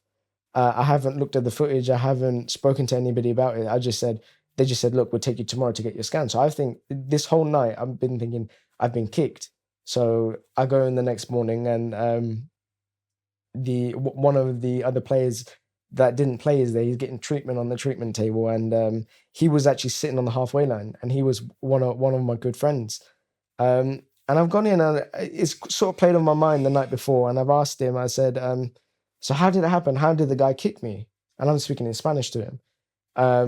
No, sorry, I was speaking to the physio. I said, "How did the guy kick me?" And the physio looked at me, and he goes, "Nobody kicked you." And then I'm sort of thinking, I know my Spanish is good, but something's getting lost here. So I've gone to the boy and I've said, "Look, how did it happen? How did he kick me?" And he said, "Look, nobody's kicked you." And the boy actually spoke English. So I thought something was getting lost in translation. So I said, "Look," I started speaking English to him. I said, "Look, can you explain to the physio that I've been kicked, I've fallen down, and I just want to know how it's happened, because at this point, I'm still unaware." Because there was quite a few players around me, but nobody's actually touched me. And he kind of stood up. He was on the table. He kind of stood up and he said, "Look, nobody kicked you. You fell by yourself." And that's when the penny sort of dropped. And I realized, because when somebody kicks you, you obviously fall down. But if you do it by yourself, you then realize, this is bad. And that's when it kind of settled in. And I thought, oh, that's really not good. And considering I couldn't move my ankle, I think I became emotional. I didn't start bawling and start crying, but I think I became quite emotional. And then he was like, "Look, let's just go get the scan, and we'll see what happens and take it from there." And went and got the scan and found out I ruptured my Achilles. And they said, "Look, it's going to be 9 months, 12 months really," because they gave me the example of, I think, one of the Italian players in the Euros. He tore his Achilles in 2021, and the 2021-2022 season, he didn't play a single game. So he said, "Look," he gave me that example, and he said, I can't remember who it was, and he said, "Look, you'll be lucky if you play next season." And we still have about 2 weeks to go of the season. He said, "You'll be lucky if you play a single game next season." And that's when it kind of settled in, like, oh, this is bad. This is really bad. And I knew the meniscus, when I played at Bromley, was hard to go through. So that was just running through my head. And they said, "Look, we want to operate on you tomorrow." This was in Spain. And to be fair, the coaching staff, they were amazing. And Alejandro, the coach at the time, he was, he was almost like a elder brother, I would say, because when it happened, obviously he was right next to me because he was on the touchline. That night, the first night, he called me, he asked me how I was. He said, "Look, do you want me to take you out?" Because he knew Dad wasn't there. And he said, "Look, do you want me to come round to your apartment?" And I said, No, I'll be fine." And then when I found out what the injury actually was, we went back to the football club, and he said, "Look, don't worry about nothing. Take each day as it comes. We're going to be here whenever you need us." And he actually offered, he said, "Look, do you want to stay at my house?" Because he knew I was staying by myself. Because he knew that night would be really, really tough for me. And he said, "Look, I want you to come into training if it's not too hard on you, and we'll sort everything out." And they extended my contract there. And then he said, "Look, you're not going anywhere. I want you to stay here, and I believe in you, and I know you're going to come back stronger." And in that moment, that's all you really need to hear. Because it's now you're thinking long term. You're not thinking next 1 week, next 2 weeks. You're thinking now, what's going to happen over the next 12 months? The injuries are killer, basically. The contrary to that, actually, because it's the first game I missed because my father passed away. I went back to America. She came here, which was Janaza, and I went back to spend some time. And that was the only game in that calendar year I missed. I never missed a game. I actually, we have a routine where Zidan, before he goes to sleep, he'll call. I'll speak to him. If I'm back in London or if I'm in America, he would speak to me. And we'll go through the day, what's happened, what's not, and have a debrief. And then we'll find out what's happening tomorrow, and then he will know my routine. And so when he rang me on the night, during the day, when I was sitting down with the girls and Sheepa, his sisters and Sheepa, and I actually turned around and said, "Inshallah, I hope Zidan doesn't play tomorrow." And I said that, and the Sheepa got upset, saying, "Why are you saying that? He's doing so well. Why are you, well, you know what?" And she was getting emotional because I have to understand we just lost our father-in-law. So I kind of said it as a joke, but there was something inside me as a father. There was something telling me And so when Zidane rang me before he went to sleep, and I said, Zidane, say your du'as, please, when you get up in the morning, do your salah, and just 2 more weeks and the season's finished. You've done really well. But somewhere in there, I wanted to tell him, don't play, but I couldn't tell him because I didn't want to upset him. I'm not there, and I couldn't tell him what my concern was. What was that? An intuition? What was it? It's just an intuition. I couldn't tell you. I really couldn't. And Zidane or Sheepa or the kids would tell you that there's always something. Or my mum would tell you there's always something that always has that belief. Something bad is going to happen. I have this insight, and I cannot explain this. So when Zidane got up the next morning, bear in mind he's 6 hours ahead. So he got up at 6 o'clock in the morning. Now it's 12. He's done his salah. He's had his breakfast. He's going through his normal routine stretches at home. Spoke to him on the phone. I'm still up. He's gone to the stadium. It's now 1 o'clock in the morning, 1:30 in the morning. It's 7:30 in Spain, 8:30 in Spain or something like that. And he's going, Dad, I'm in the changing room, I'm getting changed, and I'm going to put my phone away. The boys are here. The coach is going to give his debrief. So even then, I wanted to tell him don't play, but I couldn't tell him.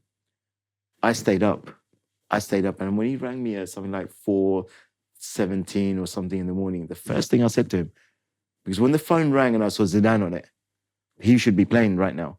And I said to him, where are you? That's what I said to him. Mm-hmm. That's the first thing I said to him. And he said to me, Dad, I've been stretched off. It's all right. And he said, it's all right. I'll be all right. I'm going to be back next week. And I said, just tell me. I said, they're going to send me home. I can't walk. I'm on crutches. We can't go to the, because the parade's on and the club's on, and they want 24 hours before they can get a certainty and they'll get the scan tomorrow. And by then, it was something, I'm going to Sheba. I've got to go back. I've got to get back. And she was going, look, calm down, just relax. Oh, no, I've got to go back. I've got to book my flight. So, well, let's wait for the scan. And, and then when he had the scan, mashallah, we've got some good contacts in the footballing world. I got some advice, and we wait for the scan. When we got the scan, we sent it a certain individual who's very high profile in this country. And he said, Sufyan, don't have the surgery in Madrid. And said, look, they're willing to do it tomorrow. I said, don't do it. Mark my words, I'll give you the contacts where you need to go. And I said, explain to me. They can do it tomorrow. And I said, look, I'll give you the contacts where you want to go. One, you have to understand, he's a professional footballer. You don't know the surgeon. He's not the first team player. So with all respects, you need to know the surgeon because it's his career. And Achilles, it'll be a career changing. He might not even come back from it. Achilles, they say, they do it into thirds. So 1/3 come back, another third retire, another third come back stronger. And it was always said throughout the rehab, which part of that trio are you going to be part of? Are you going to stop playing? Are you going to come back worse off and end up having more complications, or are you going to come back stronger? And to actually come back stronger from an Achilles, it takes time, because Achilles is one of those where it doesn't have great blood supply, and it's your springiness. It's how springy you are, how quick you are, how high you can jump. All of that is generated. Obviously, there's different muscle groups, but the majority of that force goes through your Achilles. So when all of a sudden that's snapped and now it's going to be repaired, they said, look, you're going to have a chronic tendon for the rest of your life. That means it's snapped and it's been repaired. That doesn't mean you can't have a good career. There's been loads of players who snap their Achilles and come back. But you know what? It is a risk. And a lot of players, the main thing stopping players from an injury standpoint is either knees or it's your Achilles. And Achilles is a big part of that. So it was hard hearing that at the beginning. Don't get me wrong. And like Dad was saying, we ended up coming back to the UK to have the surgery and everything done. And I think it wasn't purely medical, it was also mental, because I had 4 days in Spain from the Sunday to the Thursday by myself after I'd ruptured my Achilles. And in those 4 days, my head was spinning everywhere. I couldn't, and to be fair, look, the coaches were great. They said, look, come into training, it'll help get your mind off it. A couple of the boys were going to come around, but I just didn't want to see anyone. I didn't want to know anything, because when you hear that sort of news, when you're in such a great way and have such great momentum, to stop like that, it's heartbreaking. It's all the negative thoughts of what the future looks Exactly. like. And when you don't have no clarity, because at that point it was, so they wanted to operate on the Tuesday, and obviously we declined it and said, look, we want to go back to the UK to have it. And once I got the rehab plan through, it was, okay, 6 weeks after surgery, what are you doing? You're going to be stuck in bed. You can't do nothing. You have to keep it up. You have to keep it elevated, because that's when the stitches are literally holding your Achilles together.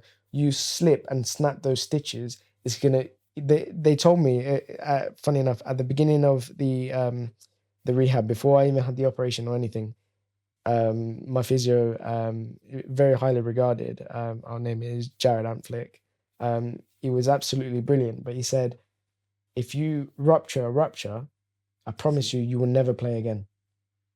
So that's that point where, you don't mess with, oh, can I push it a little bit? Can I not? Because I'm always that person. Even with the meniscus, there was certain points where you can push it and certain points where you can't. And I push the boundaries, because that's the nature of the person that I am. But he said, look, because he was having this discussion with me. He said, look, you're going to be 6 weeks in bed and off your feet. I said, well, 6 weeks, can we push it to 5 weeks? And he goes, no. And then he said, then it's going to be another 4 weeks in a boot. I said, 4 weeks, can we change it to 3 weeks? He said, no. And then he said, look, if you rupture a rupture, you'll never play again. And so take this serious. So he's saying, if I said 6 weeks, I'd prefer you to do 7 weeks rather than try and do 5 weeks. Mm-hmm. And it was one of those. But those 4 days when I was by myself, it was, I want to say, some of the hardest days I've ever had in my life. Just because I know Dad was trying to come back to Madrid, and obviously I was by myself. But when you're on crutches, for example, I couldn't even go and get the food was already made in the fridge. I couldn't go and get it out and put it on the microwave, which was the other side of the kitchen, because you're on crutches. And to be fair, my neighbor that I had, there was one day where I actually dropped the food and it fell on the floor. It was in a container and it fell all over the floor, and he actually helped me and he came and cleaned it for me. And there was, I think in those 4 days, I must have had about 2 meals, because everything is negative, and you try and see the positive side, but then you think, I can't even walk. And I think there was this great conversation where I had with Dad, and he was,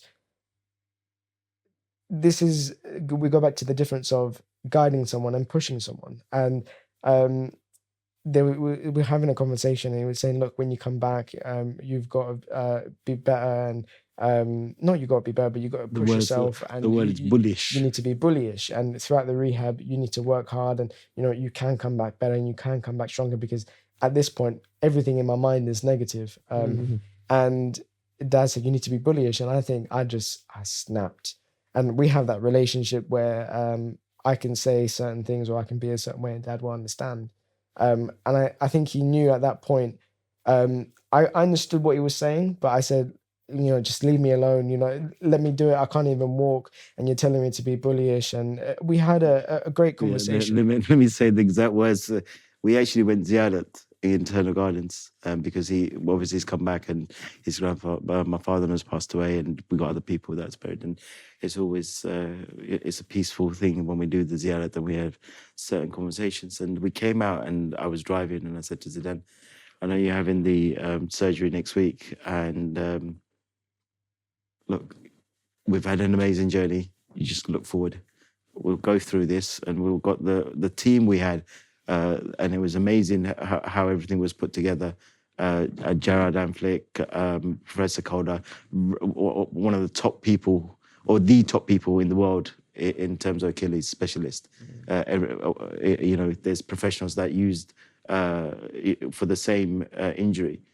And I came out and I said to Zidan, like, you got to almost kind of look ahead, and you've got to be bullish. So your eating habit, your sleeping habit, your thought process, embrace, start reading the Quran, start reciting surahs, when you're in bed, talk to people and everything else. And I'm saying all this, and he looked at me and said, I had this look, and I know when that look comes. And he went to me, you drive me insane, you do. That's what he said. Yeah. Now, at the time, when I looked at him, I understood deep down as a father, it hurt, really hurt, because it's almost, and this is where people don't understand the sacrifices, people don't understand the relationship when you're in that journey. It's so difficult, because I could have said, you know what, stuff this. You're 20 years of age, you're a man of your own world, do it yourself. But it wasn't that. I mean, I took it, I sat down, we went through the surgery. He went through the surgery, I took him there, and we went through the journey. I spoke to his mum a couple of times. I even spoke to his older sister. Couldn't understand it, really, because emotionally he was hurting me, because we're, 15 years, by then 13, 14 years of sacrifice, his heartache. He's done so well, and he was told he'll be pushed up the following season, and now this injury, and he's completely gone the other way. He's down, you can't lift him up and everything else. And a year later, this is a year after the surgery, this is almost last year, when he went back, and we sat down and said, like, in his apartment, we was talking, and he said to me, I did say to you, drive me insane. And he said to me, thank you, Dad, for being there. And this season's going to be a fresh season. This is going to be something different. And we start talking about that conversation. And he said to me, the reason I said insane, I love you to bits for it, but I can't even walk. My leg is hanging off. And you're saying to me, I got to start thinking that how I'm going to start shooting that free kick and start running and be bullyish and everything else. So this is where now I think education's for parents. If you don't understand the sport, if you try to understand sport and you play the sport, it helps. But it's not that. Understand your child. Understand the journey. Embrace it in their eyes and love them for it. And say, Alhamdulillah, what they've done. And if it's meant to be, Allah Ta'ala will show the path. Yeah, and don't take it personal at that particular point, probably. Yeah. Because I did, at the time I took it personal. But and because it wasn't personal that Zidan said that. Zidan has said worse things, not directly to me, but on a pitch or, but it was almost hurt in a sense. You know what? Is he giving up? You can't give up. Your mind can't be fixated. We need to get the people. I think I rang Imam Shakil as well. Imam Shakil, can we sit down and have a joke? We came and see you. Came and saw you. And there was other coaches and everything else. And everybody was saying to me, Sufyan, you know what? It'll come.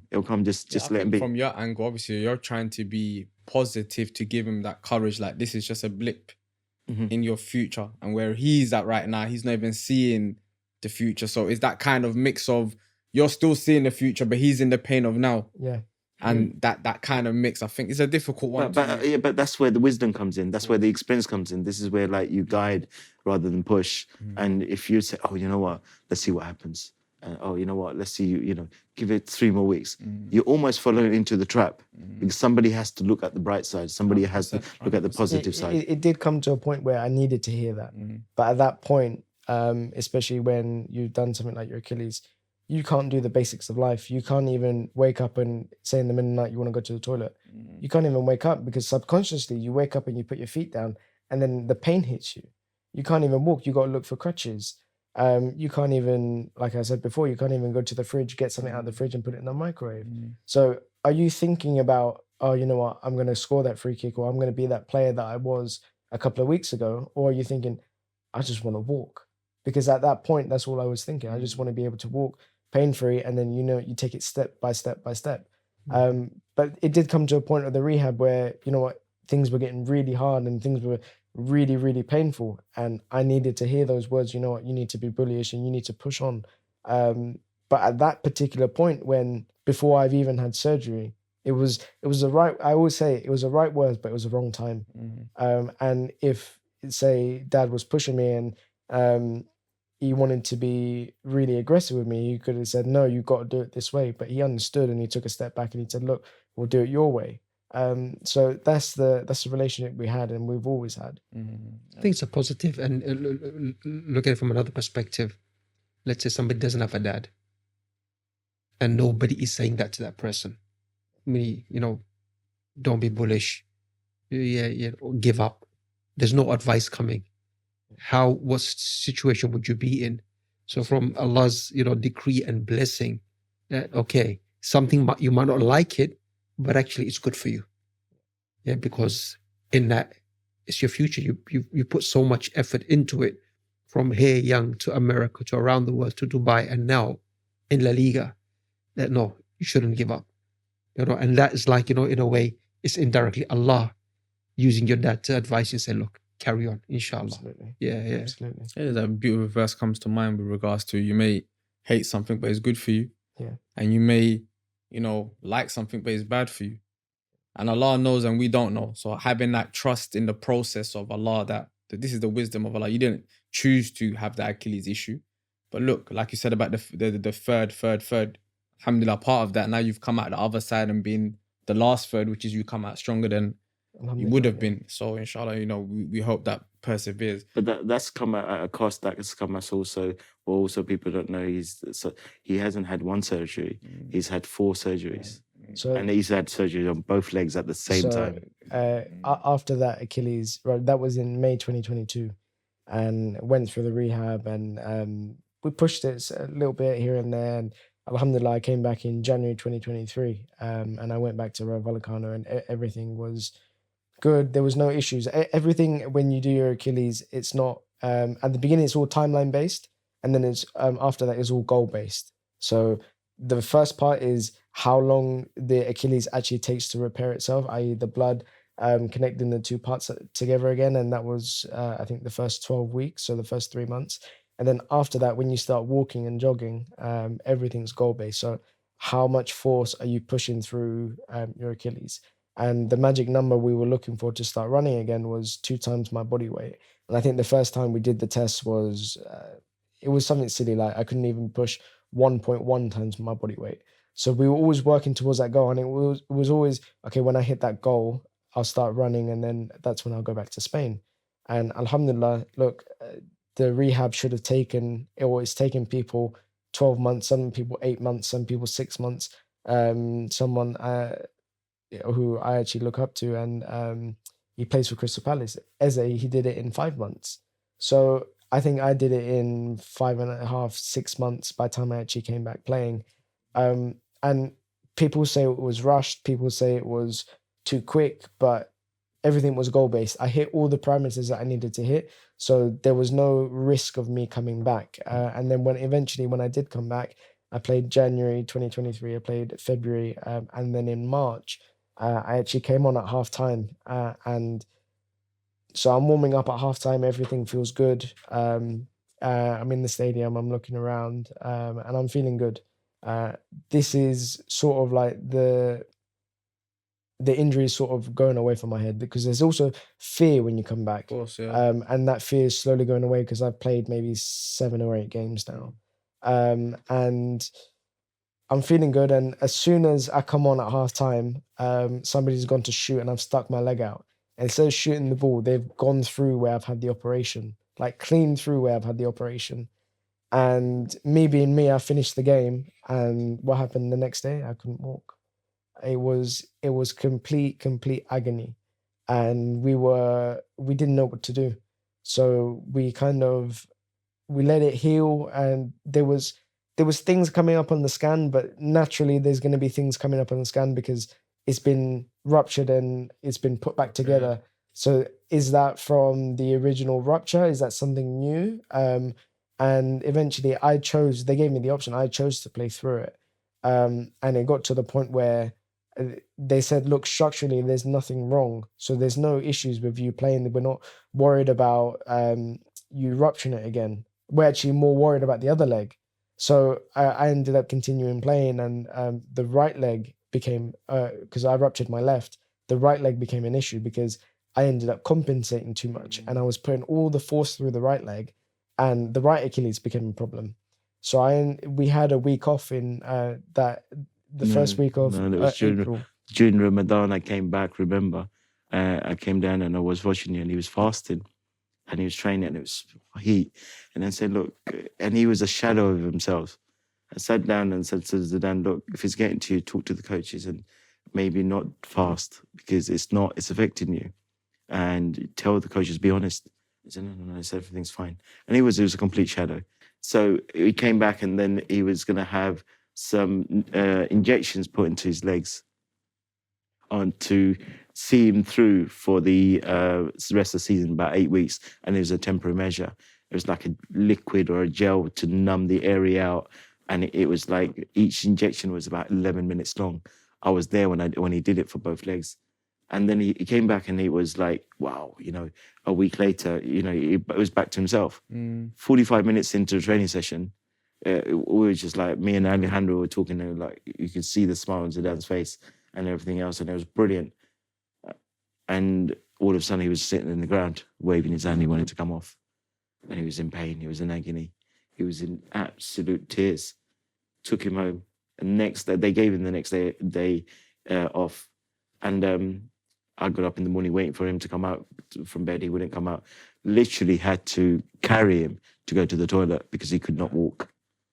And, Zidane will say the rest the following, because after that, he had 3 more surgeries. So on top of the first one. On top of the first one. So 4 altogether. So what happened was, in the left leg, there was some scarring issues, and they think what happened when I got that kick in March, underneath one of the sutures have come out, or I've had a small rupture, and the scar tissue has infused itself into the tendon. So the scar tissue wants to move one way, and the tendon wants to move the other way. So they're moving like that, but it's connected. So it's now tugging on every step I take, every run I make, everything like that. It's tugging. And the right leg, I was jumping off one leg. I was taking off one leg, and it over time there's a ligament called the plantaris, and it ended up rubbing against the Achilles because it became really swollen, because I was trying to put 99% of my force through the right leg. And what ended up happening was the injections were supposed to be a temporary measure. It didn't work. It worked for about a session, or not even a whole session. And I ended up coming back to the UK, and I ended up having operation on both legs at the same time, which they'd had a few players that had done that, but not the exact operation that I had. And having an operation on both legs at the same time, it's the hardest thing I've ever done. It's the hardest moments that I've ever had in my life, because normally when you have an operation, you can jump around on the other leg. So when I did my right meniscus, I could hop around on my left leg. When I did my left Achilles, I could hop around on my right leg. But when you have stitches in both legs, I literally had to have my mum behind me and my aunt in front of me just to take me down the stairs so I could go to the toilet. And how long was you out for then? At that point, they said, look, we had 12 weeks until the new season would start. And they said, you don't have to rush. You can take things slow. And the medical team, because they have never had someone go through that exact thing where I had both legs at the same time. They said, we could probably do the rehab in about 8 weeks, but we had 12 weeks to do it. So we took things slow, like really slow. And they said, even the club said, look, we don't even need you back in 12 weeks. If you want to take 14, 15, 16 weeks to do the rehab, however long it takes, the club will wait for me, which was, I couldn't praise them enough. And we started going through the rehab, and everything was feeling good. So I was not able to walk for about 3 weeks. So I was in bed with the stitches for about 3 weeks. And I spoke to the rehab team, and they wouldn't even let me go downstairs in our own house, because they said it's too much of a risk. You could slip and fall. And when you've had an operation on just one leg, you can catch yourself with the other leg. But if you try and catch yourself and something's stitched back together and you rip those stitches, you jeopardize the operation that you've had. And look, I didn't do any those 3 weeks. It felt like 3 years, because I was in bed. I wouldn't sleep at night. I was in agony. And after that, we started walking again, started jogging again, and the pain came back in the left leg. It didn't go. And they said because it was already a ruptured Achilles, looking at it on the scan wasn't enough. And they said, look, we can see a couple of areas where it could be a problem, or that could just be because it's ruptured. And because it's ruptured and it's been opened once, opened twice, it could just be from that. And they said, look, try and push through it, and we'll see if the pain goes away. Tried to push through it, didn't work. Tried another 2-3 injections, didn't work. And eventually they said, look, we've got no choice. We have to operate on you again. And when we operate, at the beginning, it was probably an incision this big. And they said, look, we're going to have to cut literally a whole calf open just to see where the issue is. And that's what they ended up doing. I mean, when all of this was going on, I wasn't happy about it. I wasn't saying, oh yeah, I can have more time off or whatever. I think this is where this is when me and my dad came to see Imam Shakil. And I remember the conversation we had, and it was really, really tough because at the same time, my grandma had been diagnosed with cancer, and my grandfather also, he had a stroke and he was taken into Lewisham Hospital. And I remember that time very, very well. It was almost, I was distracting myself because at the same time they were going through hardships, and the whole family was also suffering because my grandma is also the pillar of our family. And I remember when she went into hospital, I went to see her every single day. There wasn't a single day where I missed. There wasn't a single injection, any of her chemo. I didn't miss anything. And the only time I missed is when I had the injections myself. And that time was, I mean, it's the hardest time I've ever gone through in my personal life, in my career, in anything I've done. And to hear by the end of it, oh yeah, you're going to have another operation. And they said to me, look, we can't predict how long you're going to be out. They said, we're cutting your whole calf open. You could be out 6 months. And when I heard that, it was almost like my head dropped, and it was further back, not even square one. It was further back than square one. Because you already had the other one before. So I had the two before it. And I was just thinking, you know what? In part of my head, I was thinking, you know what? I can't do this no more. I really can't. It's so hard just to pick myself up, and I couldn't even walk. I remember there was in between that we had Eid Salah in the park, and I can't remember what it was. We needed a chair because I couldn't pray properly, and I think we went to one of the helpers or the volunteers, sorry, and he said, "Look, I've got a chair. It's in my car. It's all the way on the other side of the park." Something, we've got 10 minutes of prayer. I'll just run to his car and grab one, and I couldn't even walk to his car without the pain. I remember it, not voluntarily, there was tears coming in my eyes because I couldn't even, where the hill where we pray, I couldn't even walk up there without pain. So it was not only affecting my career, but it was affecting day-to-day life. And it got to a point where, I was like, screw this. I felt like I just didn't want to do it no more. But then that's when I had my dad, and I had my close-knit family, because not a lot of people, they know what happened, but not a lot of people know what I actually went through. There's only a handful. And look, my dad put his arm around me. He said, look, I believe in you. And at that time, that's all you want to hear. You don't want to hear, oh, you're going to be a great footballer. You've had a great career. You've done this, you've done that. He just put his arm around me and said, look, I believe in you. I think one of the things that, what we had to do as a family, and we worked together, is like, even having guests, because right now, Mum's diagnosed with cancer. And Dad's had a stroke, and Zidan, and it felt like almost like my house was a hospital with everything going on. And we had to work together and just say, look, when Imam Shakil's coming, alhamdulillah, he's a guest in our house, but he doesn't necessarily have to see Zidan. Zidan doesn't, because or Imam Shakil is one of the people who can see Zidan, but if now somebody else comes, he can't see Zidan. Because the last thing you want to know is like, oh, you know what, he'll be all right, but, and he doesn't want to hear the but. We need to have that positivity. We need to get guidance, seek, motivation. We need to embrace Islam with the du'as, positivity from somebody like Imam Shakil, and we need to protect him. Because and one of the things that I kept on saying to Sheepa, which again, I think came out later, is that yes, in terms of the motivator, in terms of motivating Zidan and the family and everything else, but who actually motivates the motivator? Because we've got so much going on. 100%. So much going on. And like I'm also now feeling drop in my head, but I can't drop my head. And I saw it in his face that it was the first time I actually thought, he's going to turn around and I don't want to do this. I don't want to do this no more. Yeah. Because of the amount of pain that's involved. Because I can't feel his pain. Yeah, of course. I can't feel his pain, and I can't. And after that initial conversation, and now what is not one surgery, It's not 2, it's 4. 100%. So it's not really just the pain; it's more the pain plus the starting back again. Yeah, Exactly. The mental pressure of, you know, what, 1 surgery, 2, 3, 4. Where am I going with this? You know, all of this and questions why.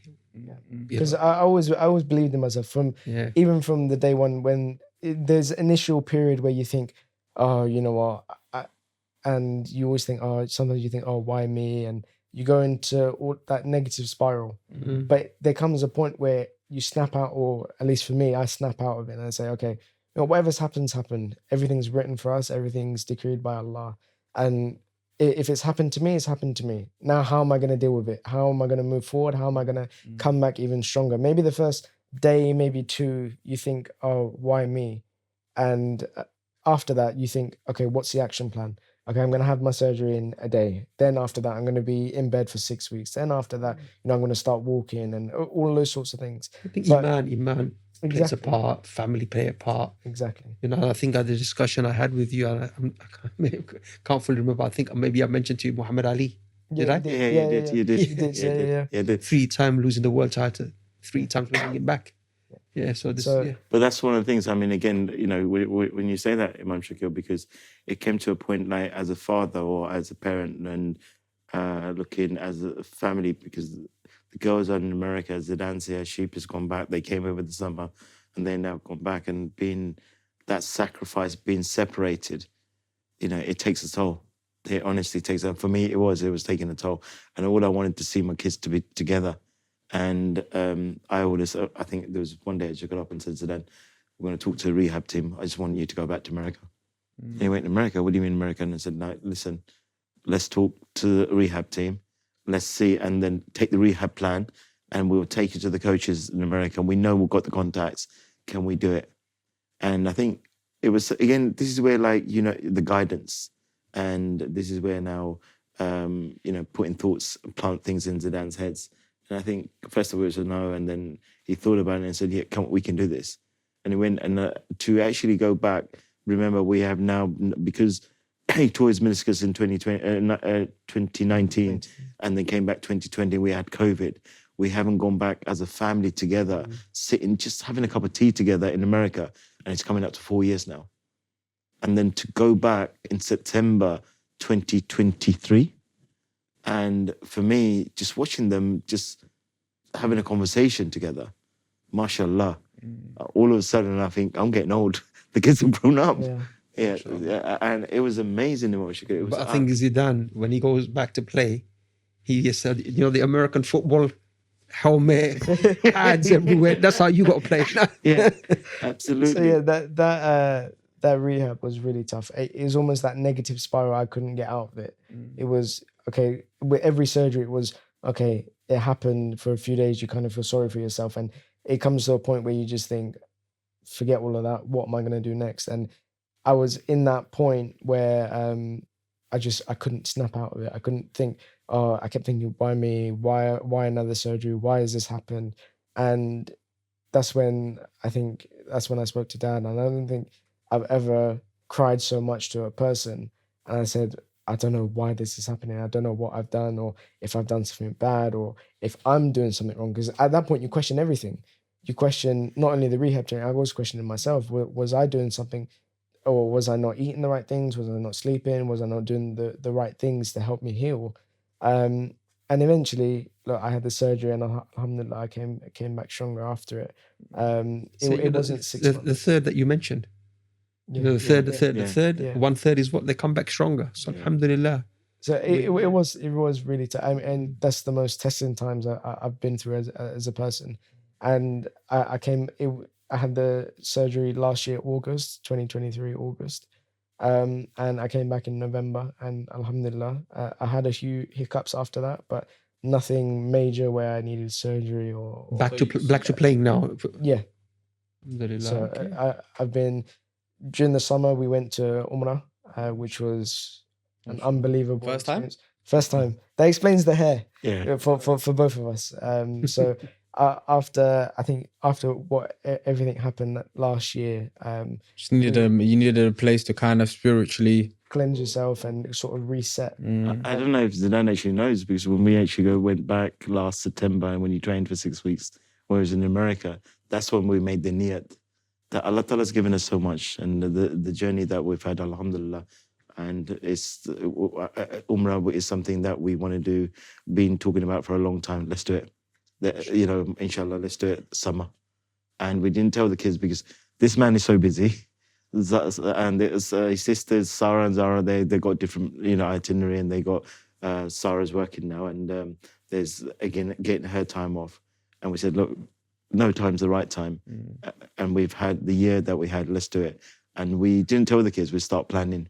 And in January, because we had to wait for Zidan's timetable, season, when it's going to end and when he's going to come back and things like that. And even then it was a touch and go as well. And then we said, Umrah, that's it. January, we've actually bought the tickets, all of us as a family. And it was First time ever. Mashallah. It was, so I spoke to a lot of the brothers from the mosque before I went, and obviously my uncle has been multiple times, and you've got different family members that have been. And I spoke to them, I said, look, what can I expect when I go there? And they just said, look, I can't describe it, I can't put it into words. And it's only when you go there and you see it for yourself and you experience it for yourself, you realize, you can't put it into words. It's the most sacred, the most beautiful land that's ever been created. And when you go there, like the first night we went Medina first, and the first night I managed to get a booking for the Roda. And I went in and I actually got an hour and a half in the Roda. They didn't kick me out. So I was wearing a black torb. I put my hood on. I sat in the corner just reciting Quran and praying. And I don't know whether they noticed me or not, or they didn't kick me out for it, because normally you only get about 10, 15 minutes. So I managed to sit in there for an hour and a half. And afterwards, when I came out, my mum was still awake, because Mother Zing said, this is now 2:00 in the morning, the first day we got there. And she texted me, she said, are you out? Are you out? Are you out? She must have texted me about 10 times. But me being in the road, I didn't check my phone. So I got out and I called her, and she said, well, I'm still up. I'm waiting for you to come back to the hotel. I said, well, why don't we go for a walk? And we walked around Masjid al-Nabawi maybe 5 times. This is the middle of the night, the first night we're in Medina. And I think soaking it in. This is like 2:00 in the morning. And it's one of those things where you'll never forget it, because it's so peaceful, and you take it, like you said, you're soaking everything in, you're taking everything in, and you just can't describe it. You're walking around in awe of everything. Sure. And it's one of those things that I'll never ever forget, walking around with my mother in the middle of the night, going around one of the most sacred mosques in the world. And you just think, it makes you think a lot, and you think, you know what, there's nowhere else I'd rather be. You don't think about nowhere else. You don't worry about your phone or what's going on back home or football or anything else. You're just there, you're present in that moment. And that's how it was throughout the whole trip, doing Umrah and being together, and even when I shaved my head and everything, it's such a surreal experience. Even when I think about it now, you just think it went so quick, but in that moment it feels like it can last a lifetime. When can I go back, kind of thing? Exactly. The irony to that is actually 1 month and 4 days or so since we were there, and it seems like it's so long ago, but you want to go back now. Yeah.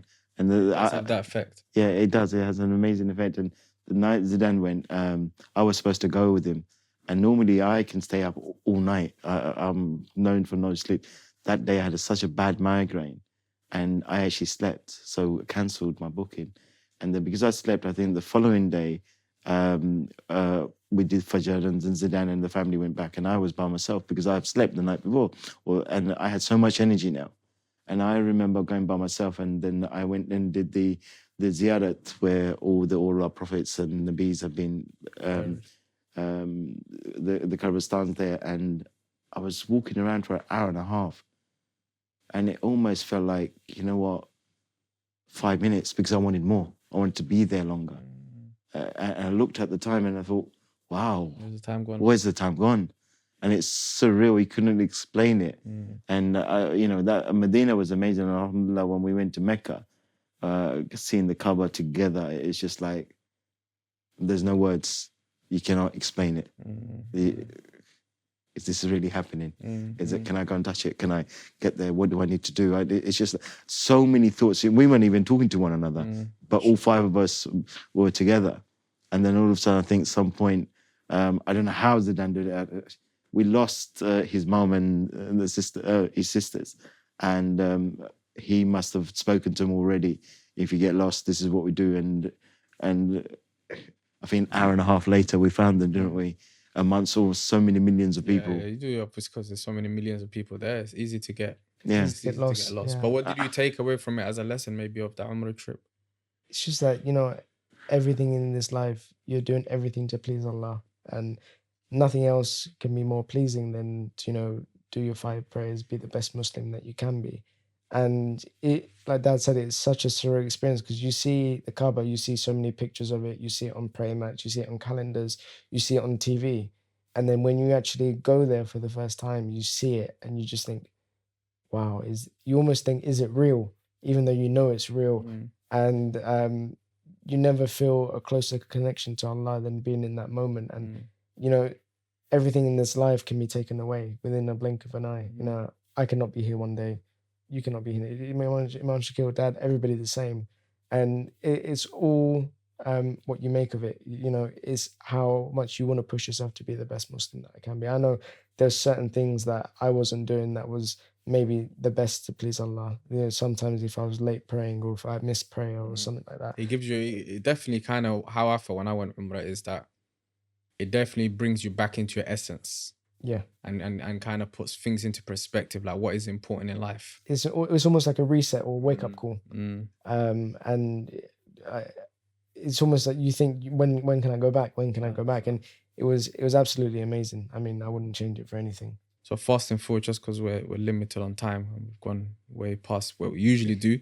Of course, we had to go through many important topics. So just to kind of wrap it up, obviously you've had many injuries, you've had some good years and some difficult years. Where are you at right now, and what's the future like? What's the trajectory?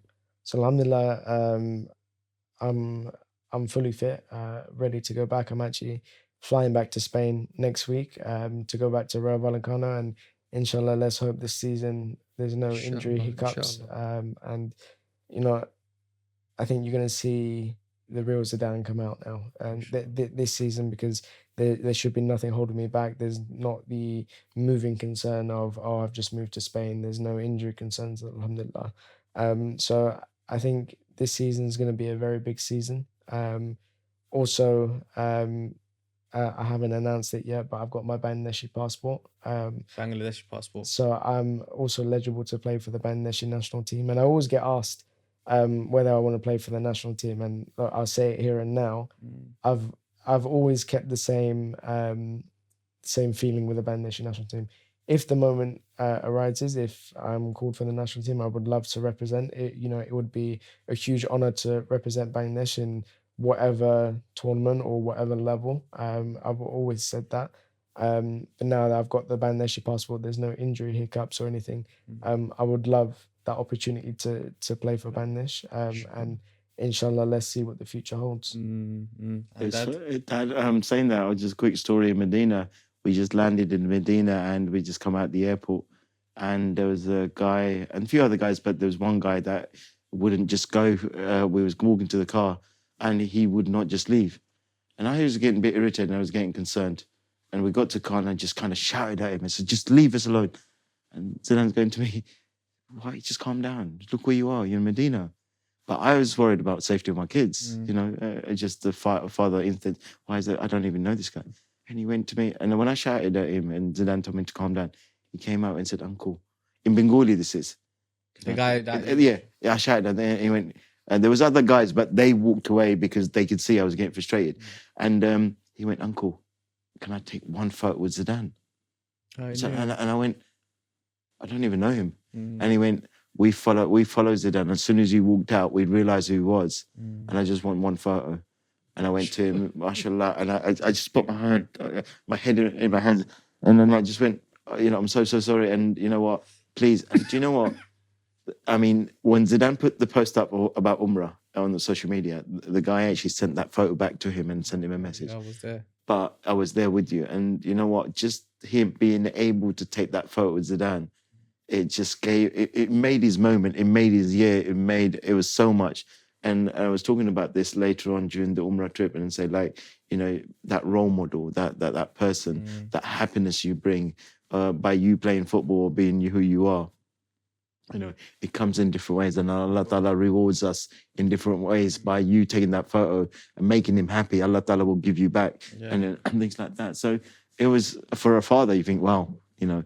For me, that question, I just want the happiness on Zidane. I just want him. Yes, I still say think, and I know he's got more levels to go up. I just need for him to be consistent. Inshallah, stay injury free. Inshallah, and he has the work ethics, the discipline lifestyle, the mannerism, the approach he has got. It's got the Rocky Balboa kind of. Honestly, I love them. Yeah, honestly, I mean, it's not how hard you get hit. It's how hard you can hit. And get moving forward. 100%. Yeah, but it's what, like Mike Tyson said. He said, like, if it's almost like, you know, you do the things that you hate, but you do it as you love it. And I see it in Zidane. What, you know, sometimes when he measures the grains of rice he has to eat because he's only allowed certain calories. Like, I can't do that. No. I can't do that. So in that sense, it's a difficult thing. Yeah, but I think for me, this season is a big season. He's matured. He's a young man now. There's one particular photo I say to him that I've taken of him, and I think that's the best photo, when he's screaming for the ball on the 95th minute, and you can hear the echo in the stadium. And for me, he became a man that day. And I've seen him grow now. And to be honest now, Zidane, I'll tell you this, I don't say much. Even his training, I don't say much. I just observe, and where I need to say, you know, I'm here. I love you to bits. You know what you need to do, because you know your body better than me. And I'll be, you know, regardless what happens, I still love you as my son. Of course. And the sacrifices and everything else. Look at the journey we've had. Look, without you, I don't think so. I would have gone to America. I would never seen signs of guns. You know, when you go into shopping centers. Don't look at me when you say that. Yeah. It is a scary thought. And what, you know, parents that are listening to this podcast, and my thing would be, I'm not just saying this about Zidane, but every child that's out there, just love them for what they do. Let them enjoy it. And our role is make sure the deen is right, the iman is, you know, you're sincere in what you do. You don't cheat, you know, your integrity doesn't get questioned. And inshallah, do the best you can. And if it's Allah Ta'ala's will, it will happen, you know, inshallah. And that's not just football. It's, you know, in every field. But make sure, you know, one of the things I think Sarah would say, or my eldest would say, Dad, you did this, and you know, look where we come from and everything else. No. Hold on a second.